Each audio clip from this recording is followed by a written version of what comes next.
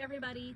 I have another NPE case that turned out to be a happy story. So welcome back to Client Stories with Amy. So this client came to us around 2021, towards the end of 2021, and she was like, I don't know who my dad is.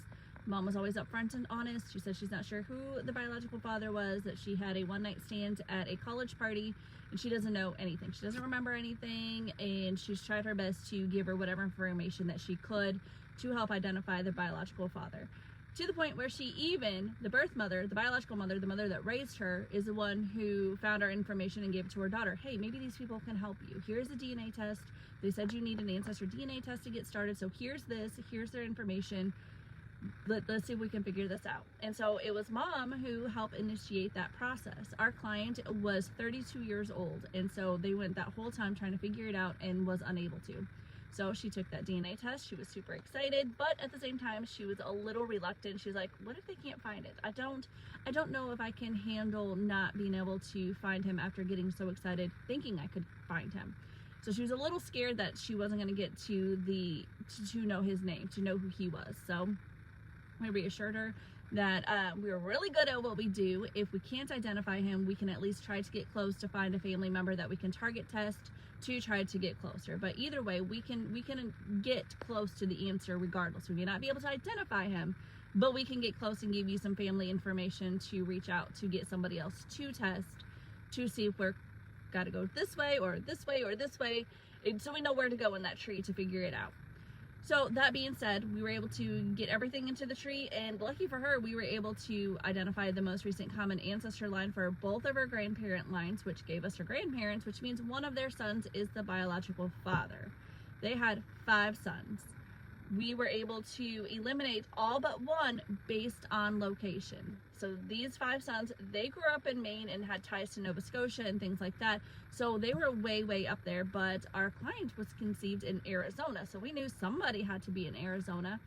And we found one son that was a construction worker in Arizona. We could place him there at around the same exact time as conception, 5 years prior, and he was actually there up until probably about, our client was right around 15, and then he moved to Texas. We were able to identify where he was currently living and got some contact information for her. We found all kinds of contact. We had email addresses, we had his actual house address, his business address that he owned, we had phone numbers for both places, we had social media, his business social media, we had his LinkedIn, like we had a slew of things for him.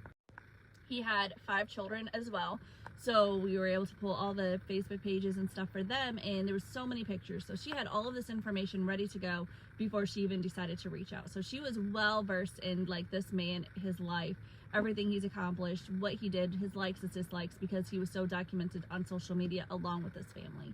So she decided to talk to her mom about it, and her mom was super excited. She's like, you have to. Like, what are you waiting for? We need to pick up this phone. We need to reach out to him, yada, yada, yada. So Mom was super excited to be able to have this information and that her daughter knew her biological father's name, like knew exactly who he was, his photo, all of those things. And so our client said, yeah, let's do it. Let's reach out. So they reached out, and he was shocked. He was so surprised. He was like, I don't remember your mom, but I do remember that I did like to do a lot of the partying with the college kids at that time. I was single, I was just trying to have some fun, kill some time, whatever. And so he admitted, like, yeah, I may not remember your mom, but I did go to a lot of parties, and I did have a few people that I was with. So he sat there and said, yeah, absolutely, there's a chance. I'm not going to deny it. Let's do a DNA test. Let's find this out. So they did a DNA test through LabCorp, and about 3 days later, they got the results, and it was 99.998% probability that he was a biological father.